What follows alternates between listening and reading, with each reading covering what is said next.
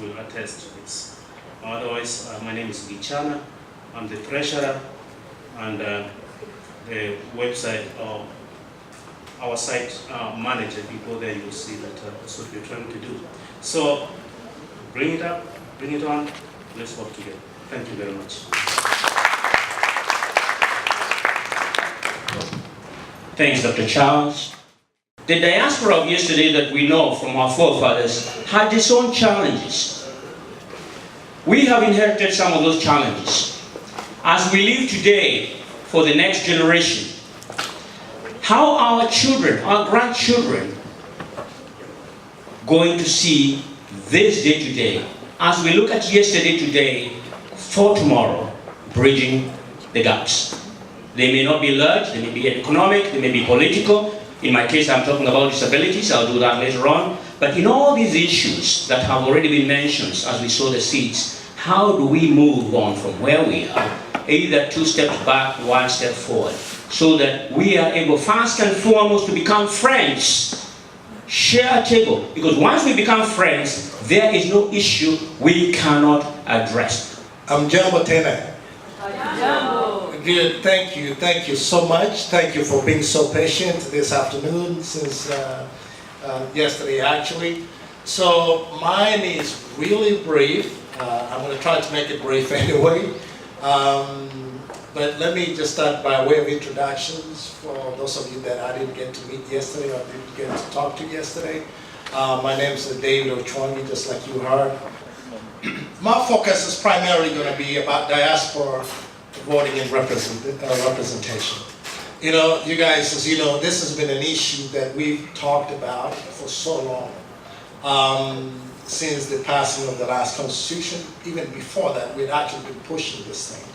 And the premise of that being that we not only, you know, excuse me, I thought I'd do a better job of that, but apparently not. But, you know, diaspora voting is actually guaranteed in our constitution. You know, and we push for it, and thank God they put it in there in, Title 82 that says that Parliament should provide for diaspora voting. That was way in 2010, but like I said before then, we've been asking for it. It just didn't happen yet. So, and part of it, how many, I mean, we all send money home. We send about $2 billion, I think, by the last count, that we send, and that money is actually taxed by the government.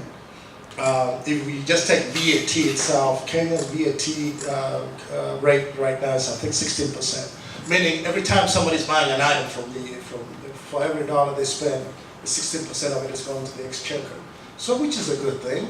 But we're saying, if you're going to tax us, well, then we need to have some say-so in how our money is being spent. So, what are some of the, okay, and we've said that has been the case from a long time ago. How do we then actually make this happen? Do we make it happen through our embassy? You know, how do we push this issue through the IBC, through the government itself? And as you all know, our forefathers, and I keep saying this, Mzee Jomo Kenyatta, the Gingo Dingas, and all those other old men during their time, they were able to do so much then with so little. Let's just put it that way. They didn't have the computers, they didn't have the internet, they literally didn't have much, they didn't have a lot of money, but they were able to get a lot done, so much so to lay the foundation upon which our country is based today. So, we are at a point now that we can improve on that, and the only way that we know how to improve on that is through participation. Would you all agree? I mean, how then do you participate? We already participate mightily, economically as it is. Socially, I think we do. But then when we send the money and all of these other things that we send home, we don't really have any say on how it's done. And if we can get to vote, I think that dynamic will change a whole lot. So what are some of the handicaps that we face? Oh, well, this one, it's self-explanatory. We're just saying there's a lot of countries that are already voting as it is, that are in the United States, for example.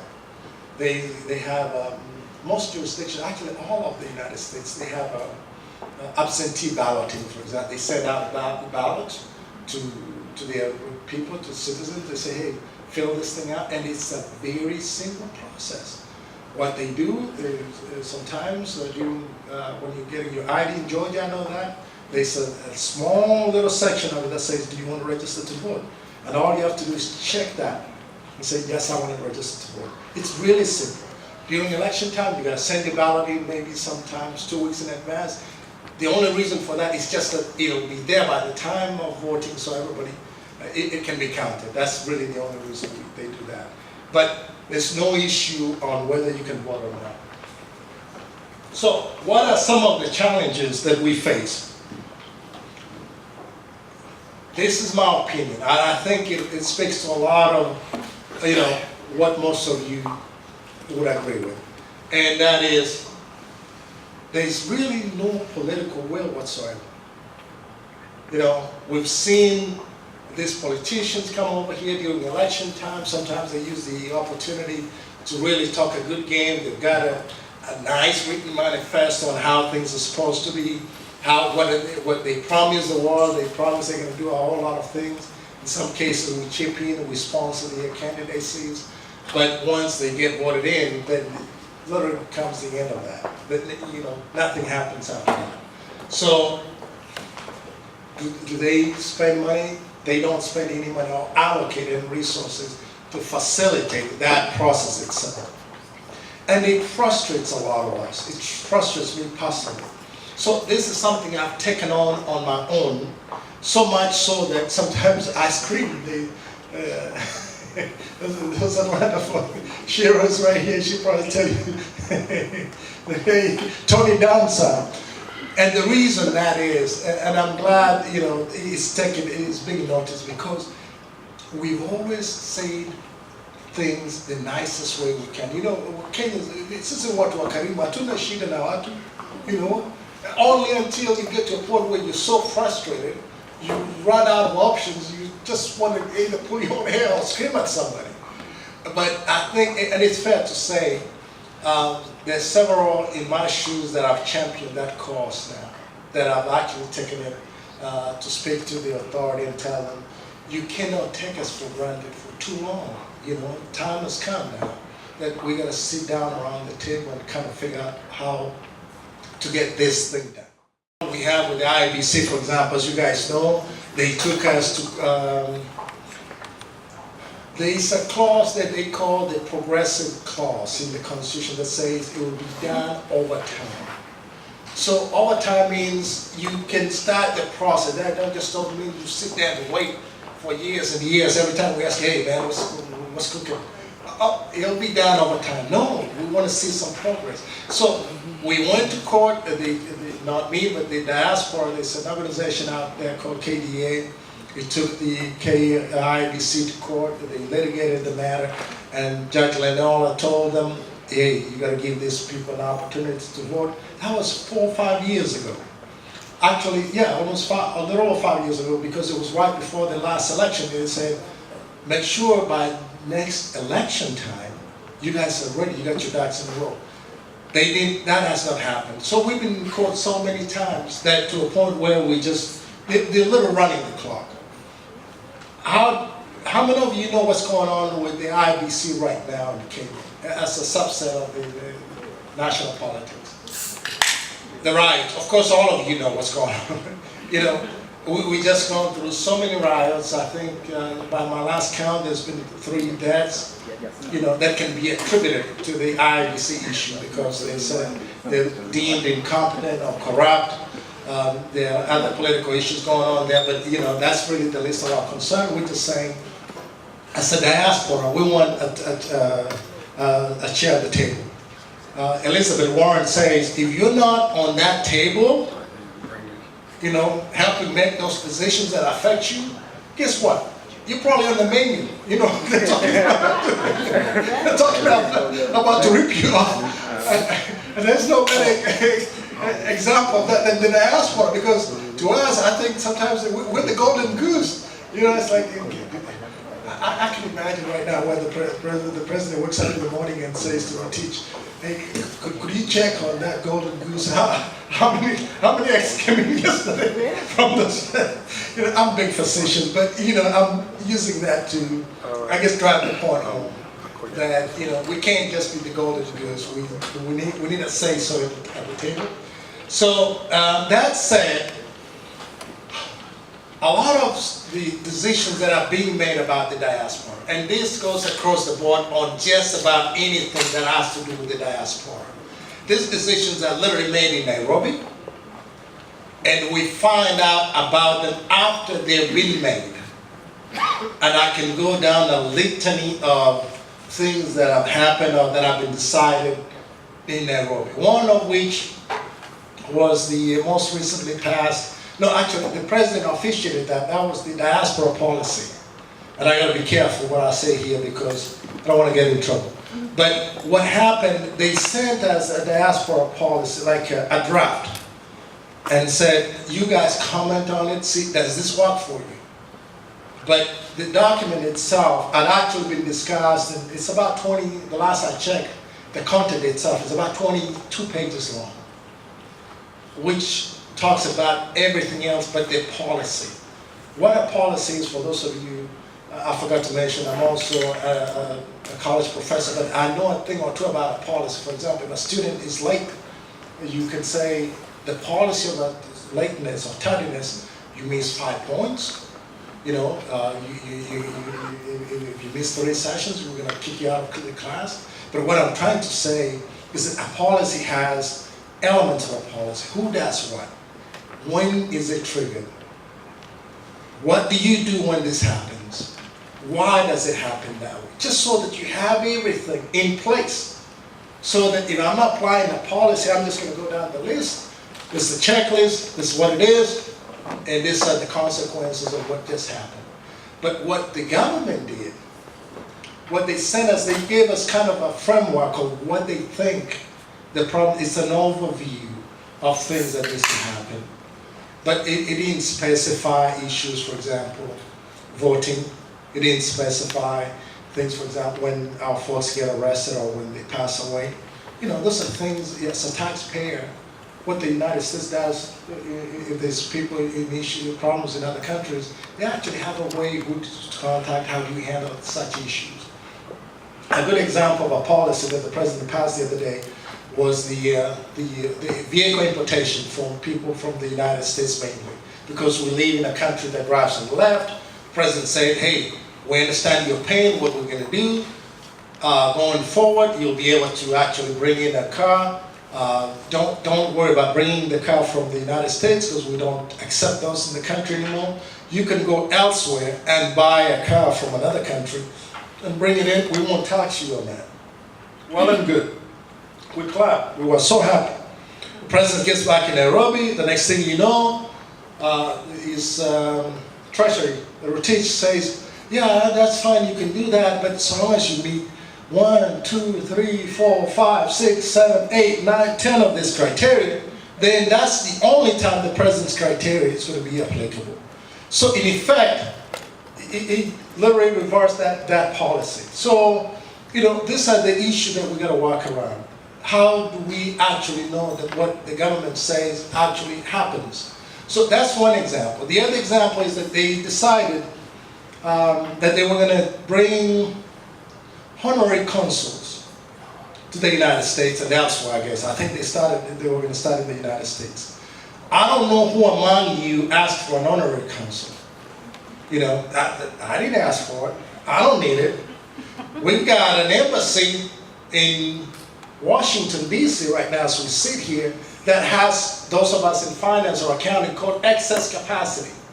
In other words, no offense to them, but the service we get today from our embassy is not what we used to get, let's say 5, 10 years, 8 years ago. You call them, they tell you, go look, yeah, it's online. You find it online. It's like, listen, I know it's online. I mean, you know, I know. That's why I'm calling you, because customer service. But the point I'm driving is that, you know, they success capacity. Then they decide we need honorary counsel. That was years ago. Nothing happened. Thank God for that. But these are just some of the examples of the disconnect between ourselves and our own government, a government that we help support. So we need to change that. How do we change that? Number one, this is a good starting point. Like I said yesterday, like most of our teams have said, this is the baseline of a lot of the things that are going to be happening next year, from now on through next year, this voting cycle coming up next year. We've purposely set up the next Diaspora conference next May, around Memorial time, just so that we can hopefully get attention from our government and say, we need to partner with you. Don't dictate to us what you think we want. Don't tell us what's good for us. We'll tell you, trust me, we know,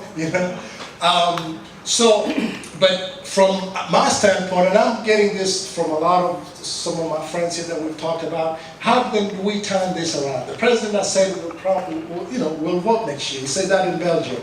He's actually said that 2 or 3 times so far. Then I got to talk to Isaac Hassan, who is the IBC chairman. He's actually a friend. I like the guy. A good friend of mine. But then I also tell him, hey, buddy, you're not helping your case because we're coming after you. Because listen, we've been telling you to help us vote. Now it's hard to protect or say anything good about you when you're not helping us vote. This is your job. Don't be derelict in your job. We call it dereliction of duty. You're supposed to do something, you don't do it, you're failing in that duty. But from the last count, they got 129 million, he told me, I think that was a month ago. The Kenya's budget just got read. I think it's yet to be approved, we'll find out. But if it gets approved, then we should be able to actually vote. They've said they have no resources.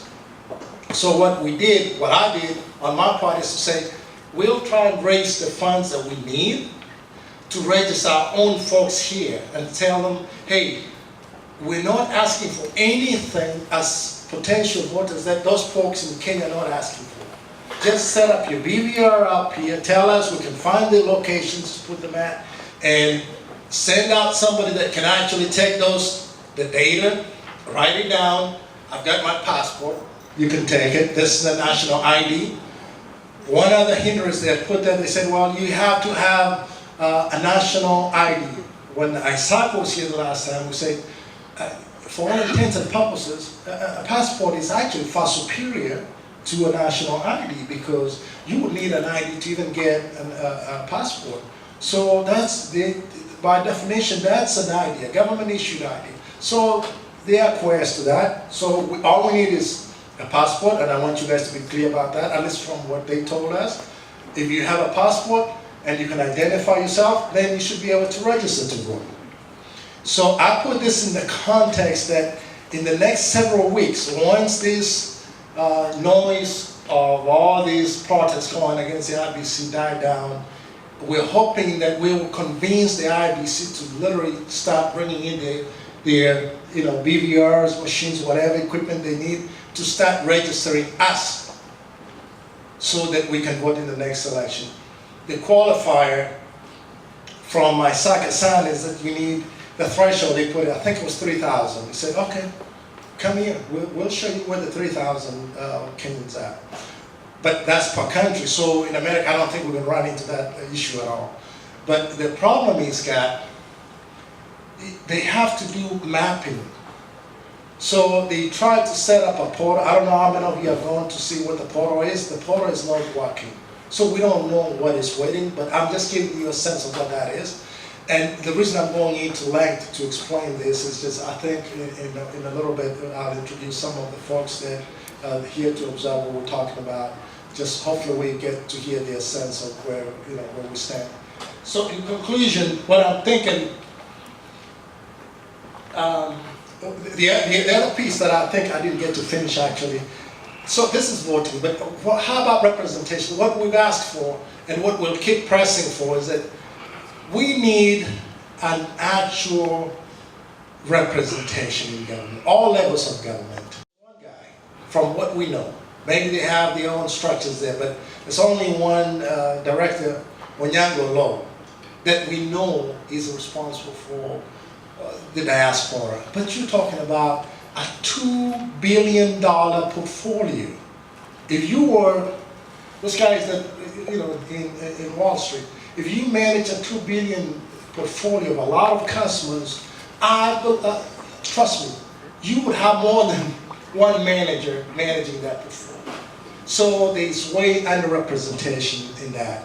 We're going to be suggesting to the president and his team and the government and everybody else that we need, you know, we really should have a full ministerial or cabinet level ministry that caters to the diaspora, because there's a lot of potential here. How do we tap into it? One guy's not going to do it. So let's get that set up, and then we can collaborate with us here. We can form a secretariat, a diaspora secretariat that then collaborates with the ministry, make all these things happen. So with that said, hey, I said the best for last. I know I'm probably running out of time. But what we're going to be doing from now forward, we're going to start literally what I call a movement. You know, it's a diaspora movement. We're not out to start a revolution yet.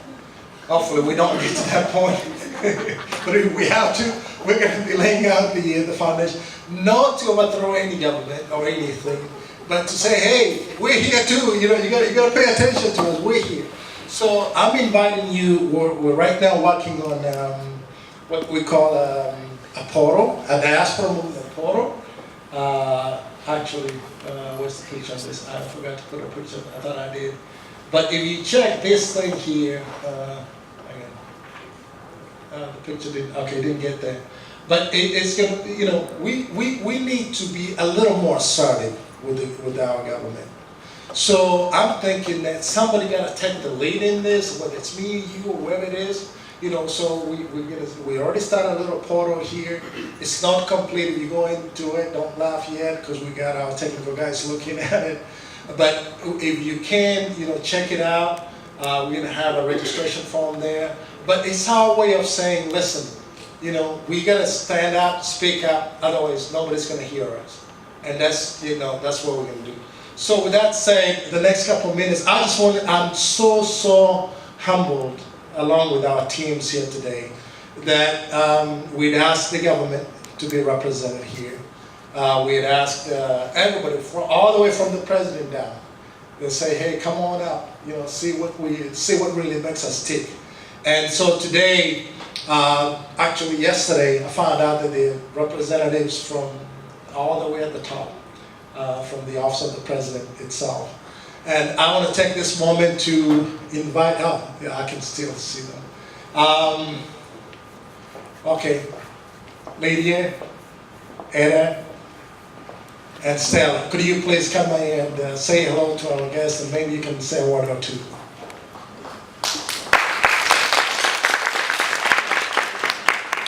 Thank you so much. And as they're walking, I think what they're going to do, we hadn't prepped them, so we don't know what they're going to say.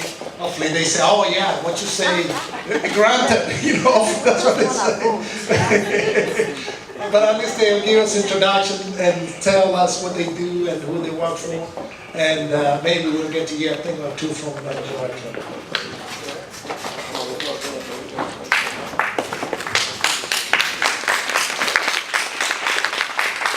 Hi everyone. Habari zenu. Si mmekula lunch? Sasa mbona hamna sauti? Hi everyone. Oh, if you hear me right, I have been here for a few hours. Okay? So I have some bit of American swag. Hours long now. Well, nice to be here. My name is Lydia Mukaya, and I'm a lawyer by profession, and I work for the Office of the President in the, what we call a Directorate of Political Affairs. Hello. I'm Stella Mogeni. We work together, political affairs. Hello. I'm Edja Boyani. I'm a medical doctor, and we all work together. It is very nice to be here. We're very humbled to have gotten the invitation. When we're looking to work together. Thank you. Guys, before we let them go, anybody want to say anything that, okay, I knew that was coming. I don't want to get in trouble because they leave. You didn't ask. Okay, Tim, please. Number one. You want to come up here? Please stand. We don't need to put you on the spot, but while we got this, we'll take the liberty. Well, thank you so much, first of all, for coming here, and also for David and the group for this very good forum. My thing is, and I like the presentation you did. What's your name? Oh, my name is Yakitabulisha Kenya Mahapa. No, that's another drama. My name is Timothy Ndegwa, Kamunya Ndegwa from Kingoria. It's a very beautiful city in Kenya. The real watu wanaweza mashamba jaza kuzuko iko Kenya, Kingoria. But I like the presentation, but I have one concern. Several concerns, but number one, it's niyo ya ID. Mkenda mwambie Uhuru, tuko na embassy hapa, lakini iko Washington. Hawajakuja hapa Atlanta. By the way. They go everywhere else. And you can record this. No, I miss your copy. Atlanta hawajakuja. They are here to serve us. Hawajakuja. Tunaenda DC kupatiwa ID ya Kenya. We cannot vote. I know you're talking about the passport. They still want us to do the new generation ID. We do that thing, but they have not come here to do that. We invited them several times with His Excellency Ochwangi. Now, that's just a slight concern. But mwambie Uhuru akuje Atlanta. There are Kenyans in Atlanta. We need to just you know, funny enough, when he came last time, 2 times, I offered, lakini hakufikiwa na information. Nilimwambia utatupa nini, utalipa transportation. For real, I'm serious. Because when I go to Texas, Seattle, and Atlanta, we have everything you need. Delta, kwanza Delta wako hapa. Mkitaka kuja Kenya, mkuja hapa, muongee nao. Coca-Cola tuko hapa. Matinduko Kenya, sivyo kila kitu iko hapa. But tupatiwe ID na Abasinda na Uhuru, msaidie Uhuru, mwambie aendelee hivyo hivyo. Mungu awabariki. He's doing good for Kenya. We are proud of our country. Now, I'll tell one more thing before I sit down about the ID. The reason I'm talking about the ID. We want to invest with all these guys that are coming, Kina Lordship. We want to invest with them and all that stuff. We cannot get a PIN number because we have what? The colonial ID. So I keep talking about ID, connection here. Now, mwambie mzalishaji wa kuja hapa George. Asante sana. Thank you so much.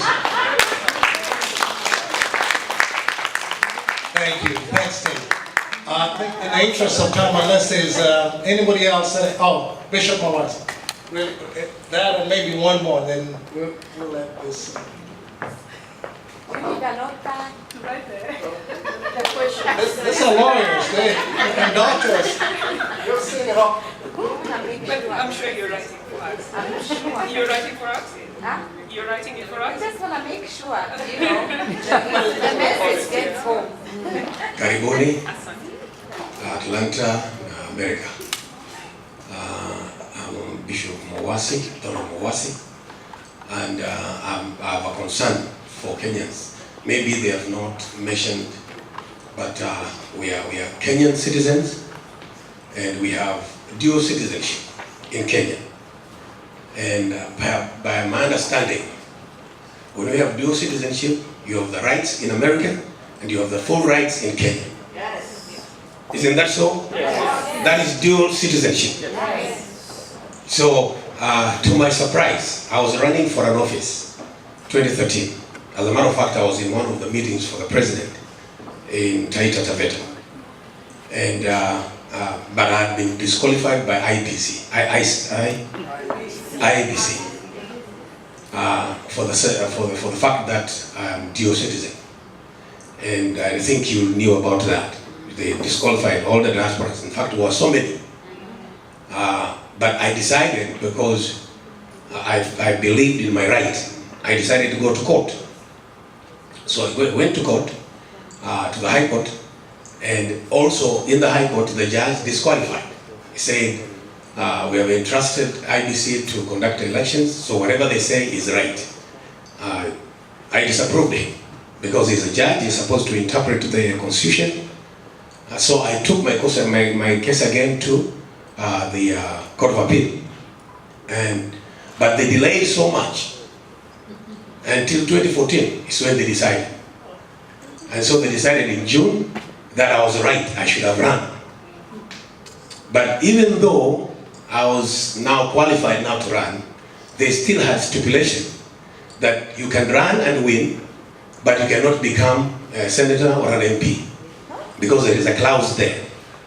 So I've been trying to argue myself. In fact, I went to a lawyer, and of course the lawyer, defended me. But to my right, my understanding, because I've also done research here, so I understand there is a clause there that says a dual citizen cannot become a public officer. And there, actually there is a clause in 15 that says a citizen by birth. A citizen by birth, if I can quote it right, a citizen by birth cannot be denied citizenship by acquiring a citizenship of another country. A citizen by birth. So, if a citizen by birth, I am qualified, or I'm a citizen in Kenya and I'm a citizen in America, so why should there other be clauses that are going to hinder you? You've been elected, but you cannot hold office. So, I'm just saying for diasporas as a whole. And the other day when the president was in Brussels, he said that Kenyans can vie for positions in Kenya. But I think he has not gone to the details of the constitution. So please, can you pass this message that we need also to be allowed as citizens of Kenya. I was born in Kenya, raised in Kenya. I just came to America to go to school. And, so the fact that I'm a citizen here, and I'm a citizen in Kenya, I should have my rights. Why should I have rights here? Here I can run for an office of a governor. I can run for an office of a senator. The only office I cannot run for is the office of the president. But I can run for all these offices. So why am I stopped from running for an office of a member of parliament or a senator or a governor? So this is what I'm trying to say to you. Tell the president, Bishop from Atlanta, Donald Mowasi, ran for an office and he was disqualified, but went to court and rectified, but it is not rectified all the way. Thank you. All right, I think at this point, to be fair to everybody else, we're running short on time. Obviously, it's a lot of stuff. Hopefully, you got a flavor of it, And the only thing I wanted to add to that is that they've also said that we have to, I think as it says now, like we have to travel. If we ever get to vote, we still have to travel to the embassies, whatever they are to vote. I don't know if you've been to our embassies in Washington, D.C. They're really a tiny little place. If Kenyans, the way I know them, if we decided to go that place, the lines would be, it won't be so. It's so initial logistics. We can set up any stations here to vote. But with that said, I want to thank you so much for being part of this. We're now official, as y'all can see. Thank you so much, and we'll get time to talk about this again. May I say, this was one of the speeches which we said is one of the keynote speeches for policymakers. I must congratulate David for making it very diplomatic, putting in the meat without breaking the legs. Thank you very much. Number two, I must thank members from the office of the President who have come today. I've been moderating this yesterday and today, wondering what it is having come all the way from Orlando. Thank you very much. Pass our compliments to the President. And on behalf of your team, please sit. Thank you very much. I'm not here to make a speech. We actually got invited to this conference. And first off, I would like to say that we do actually hold you in quite high regard. You can imagine that we actually flew, 21 hours to be here for an afternoon. The government sent us all the way here to actually spend time with you. We came, granted this is just the first conference, and you have rightly themed it, bridging the gap. There's a huge gap. We agree there's work that has to be done. And we're here today, really, to observe and to begin the process of working with you. That's our commitment. We would like you to continue engaging with us, with the Office of the President, with the Presidency as it now is termed. It's no longer just termed the Office of the President, it's the Presidency. It is an embodiment of an office. And we would like to walk this journey with you. Come next year, when you'll be having the next conference in May, we don't want to get there and still be saying, bridging the gap. We want to have moved a step towards bridging the gap. So thank you very much. We're glad to be here. We're glad to be amongst Kenyans. This is definitely feeling like home. There was no, we didn't feel like we, I mean, you can only imagine, we walked in, we were already talking Kiswahili with some people, so tuko nyumbani. Thank you very much.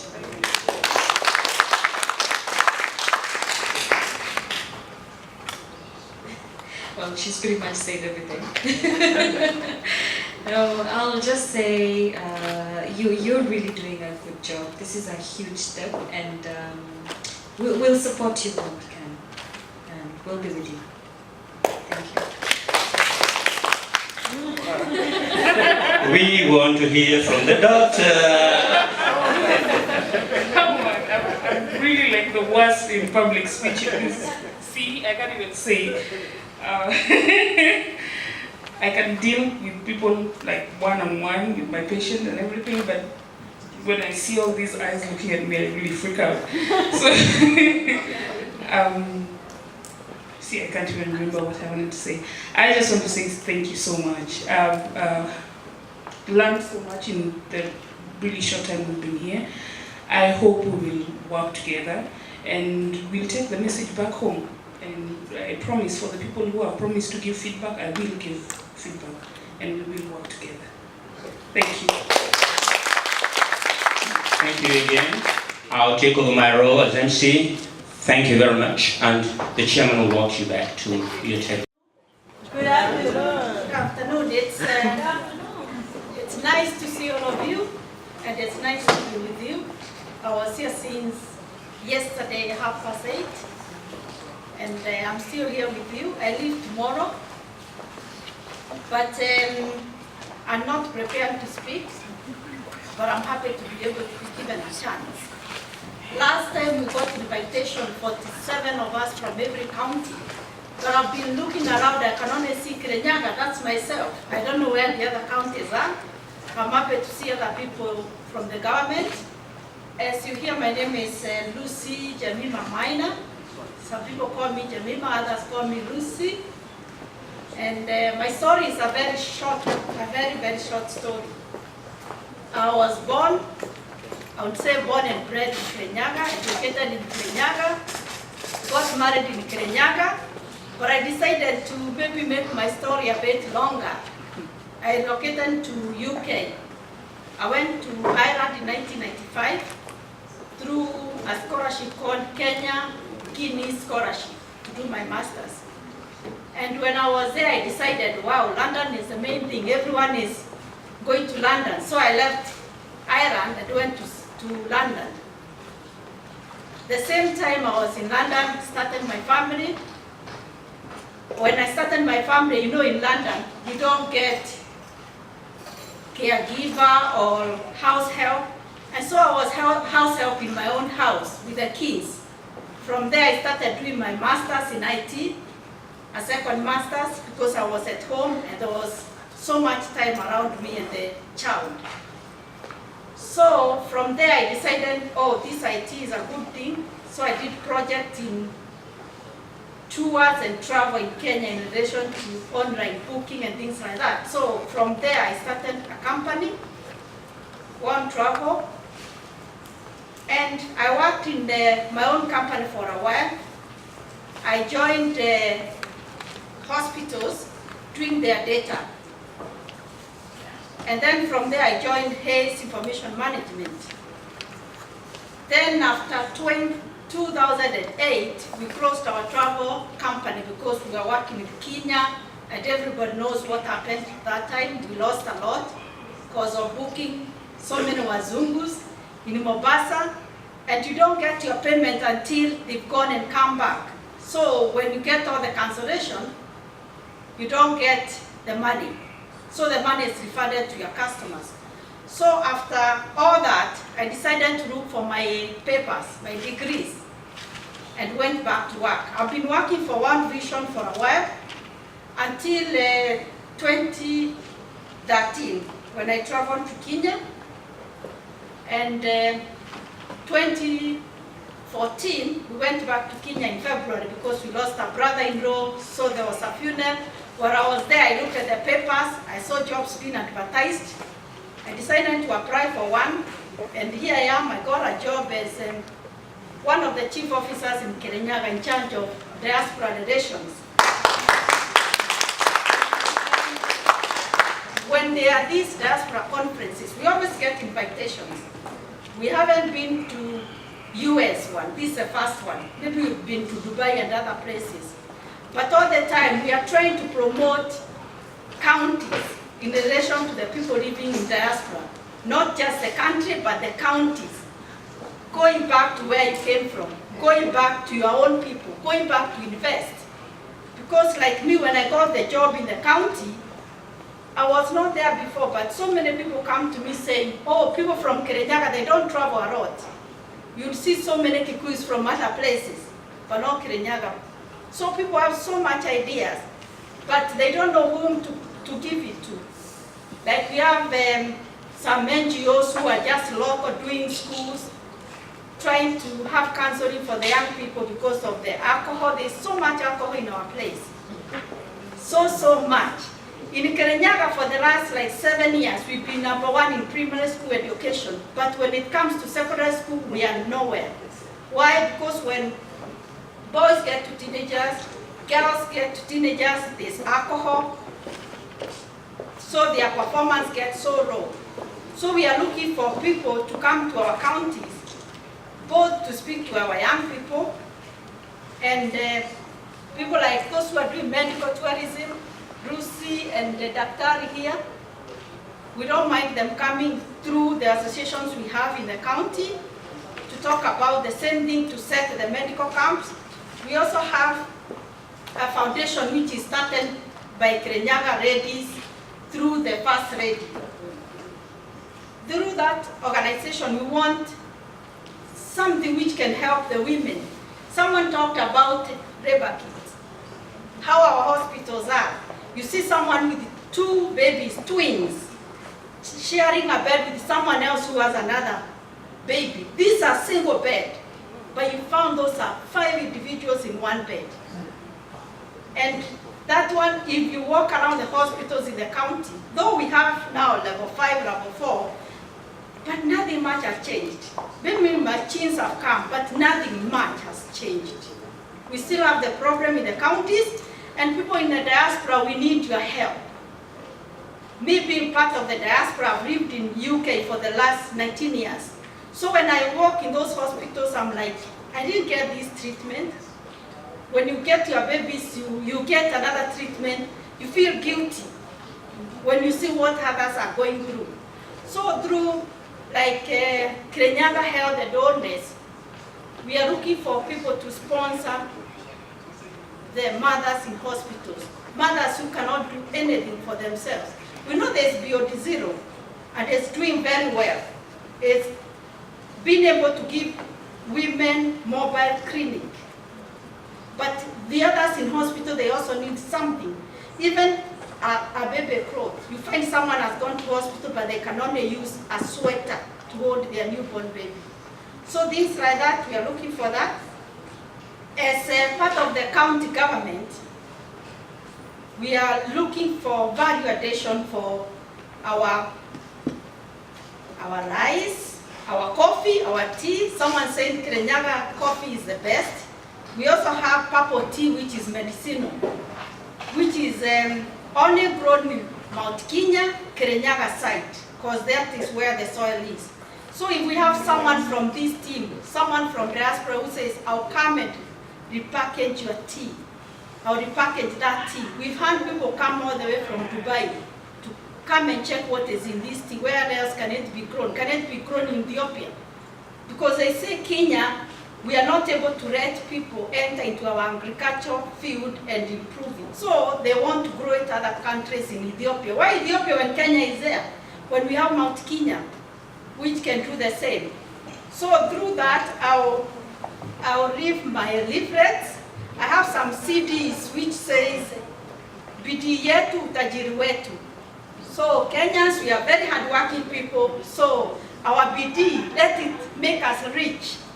Let's not give out everything to other people when we can do something for our own. I also leave some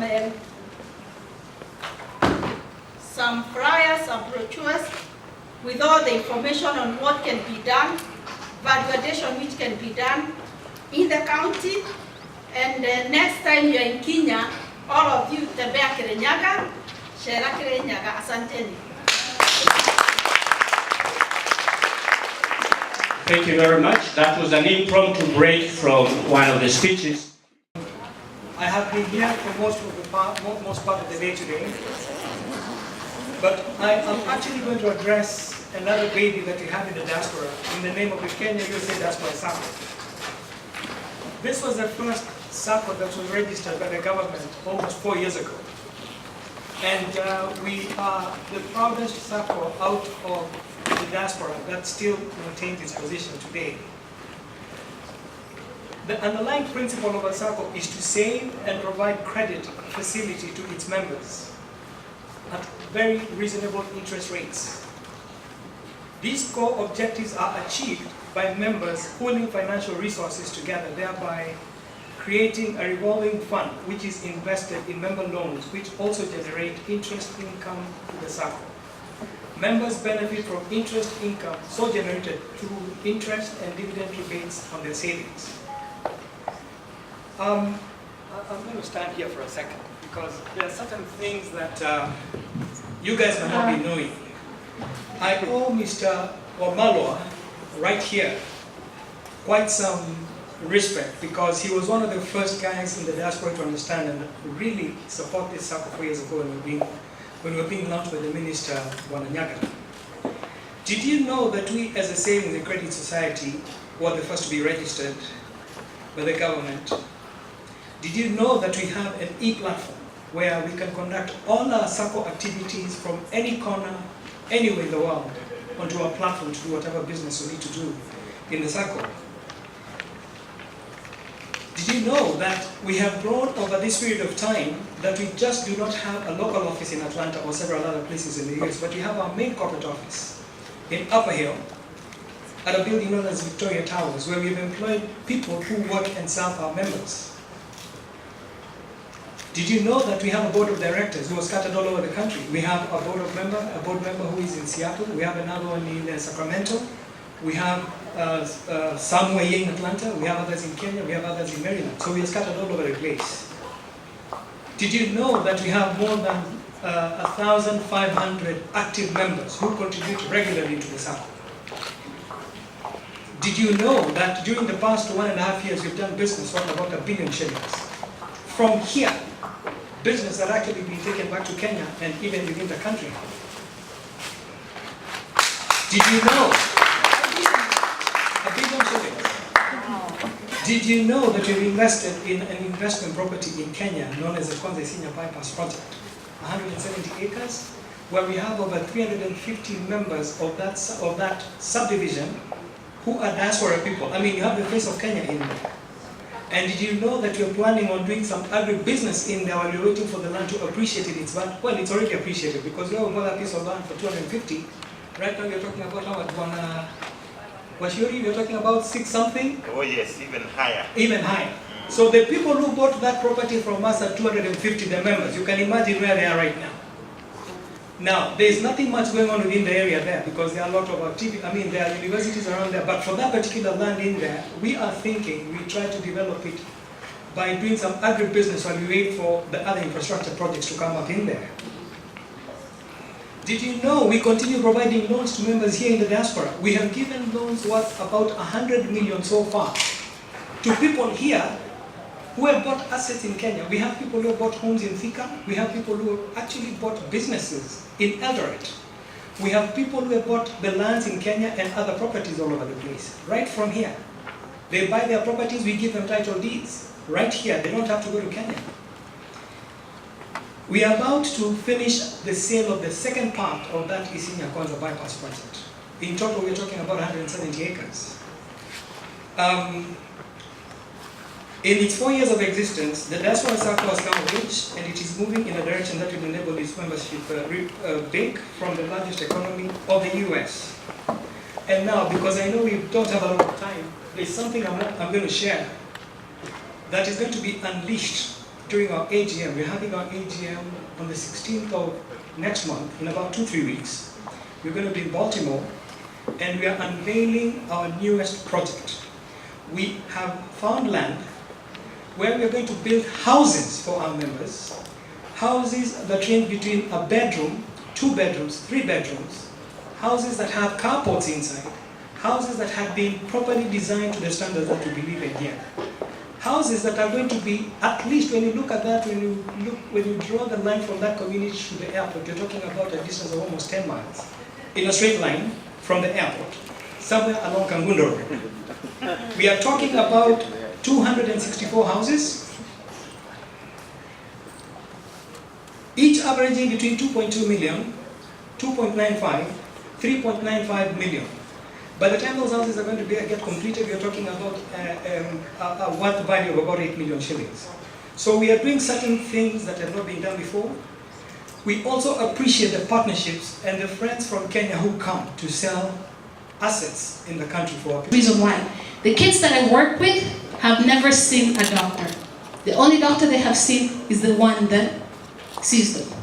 The kids that I work with have never seen an engineer. How many engineers? I know there's a couple. They have never seen any of you.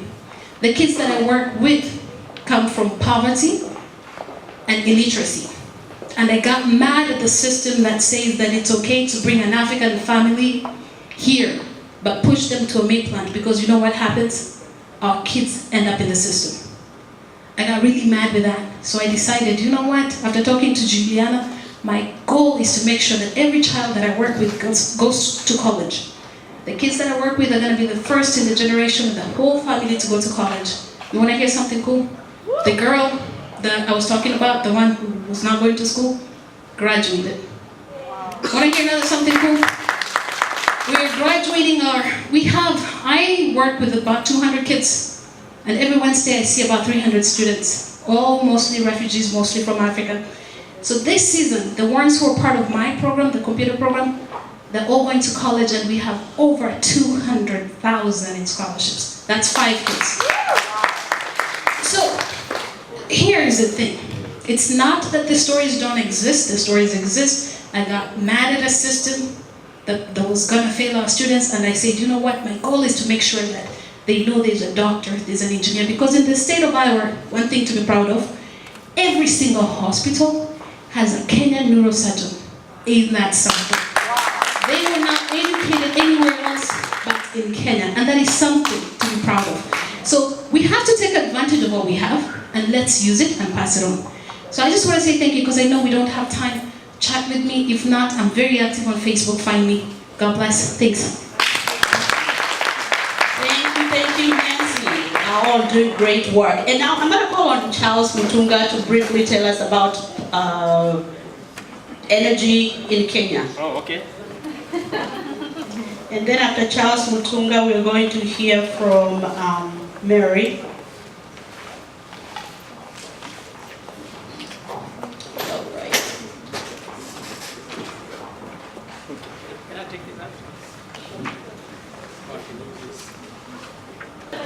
Yeah, I guess those who are not here yesterday, let me go back and introduce myself. I'm from Atlanta, Georgia. I've been here for the last 16 years. I was born in Kenya, but I would say raised in America, because I've spent more time in the US than in Kenya. I'm truly a Kenyan. My talk today is about energy, and to save time, I'm not going to use the slide that I was going to use. But before I talk about energy, let me take the opportunity to appreciate one of our own. This is a person who actually orchestrated the medical camp that we did in Kenya. This is the one that earlier on was presented to you. And Lucy, if you're around, can you raise your hand? Please come in. Please come in. Just for 1 minute. 1 minute. This lady here was able to convince me. I'm the chairman of CACOI. We do scholarship for kids in Kenya. We take them to school. I had never done a medical camp. I'm an engineer by profession. She's a medical doctor. So you can see the convergence of the two of them. Has to do some work. You know, you have to do some work to combine the two of them. A medical doctor and an engineer. And she was, thank you. And she was able to do that by not seeing her, by talking to me and explaining to me the relevance and the importance of medical camps in Kenya. How she was managed to do that, I know I was sold on the idea. And that's why I committed myself to the project. It was not easy. And the thing with me is that when I take on a project, I'm committed to completion. So my role when she was explaining to me is I'm trying to visualize how do I execute this project? How do we get to the end zone? So as soon as I found the end zone, I know it was doable. It's a huge undertaking, I have to tell you that. So just to make sure that we are going to be successful, I had to take about 4 weeks in advance to go to Kenya, to visit the sites where we are going to have these medical camps, and just look at the local logistics. Can we pull it off? And of course, look at the financing aspects. Look at the logistic availability of the medicals that we're going to be using. So I went there to make sure that we have the groundwork and the logistics to make this happen, and it happened. Thank you, Lucy, and I appreciate for the help.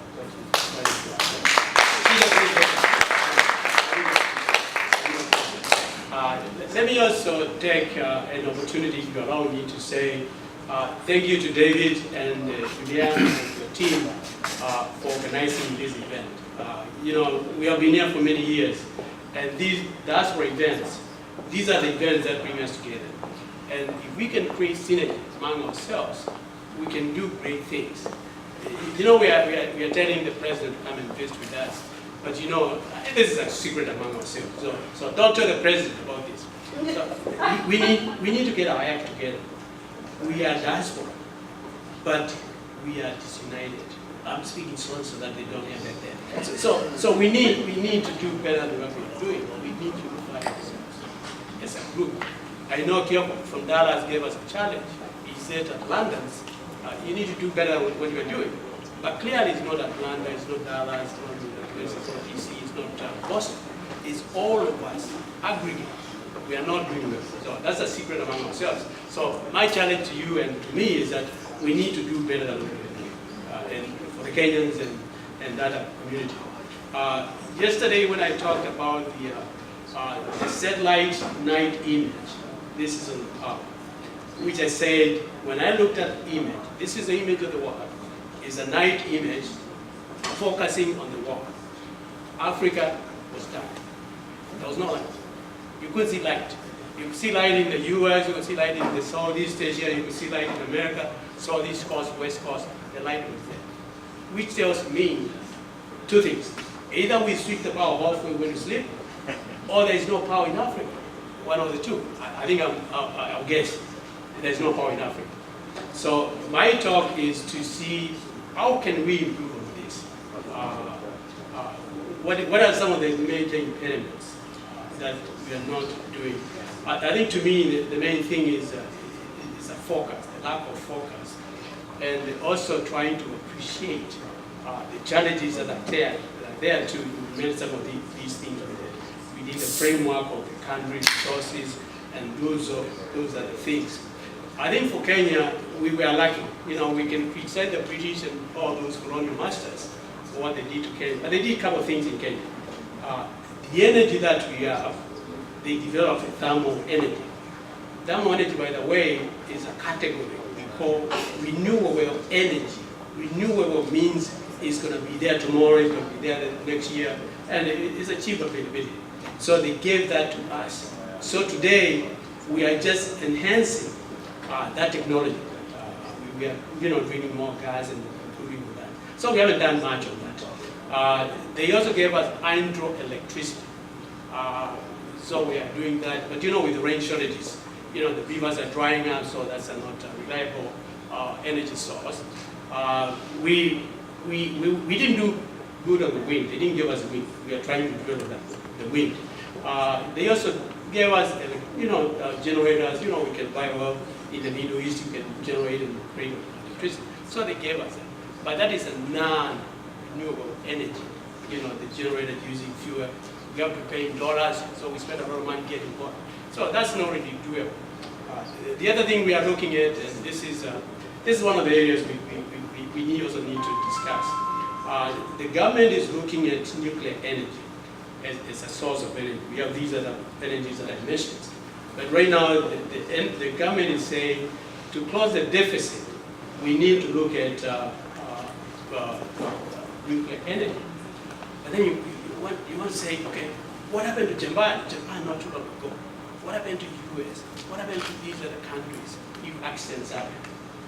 These are nuclear active material. They take 1,000 years to decompose. So you have to have mechanism when you have an accident. Of course, accidents happen, but you have to take a calculated risk.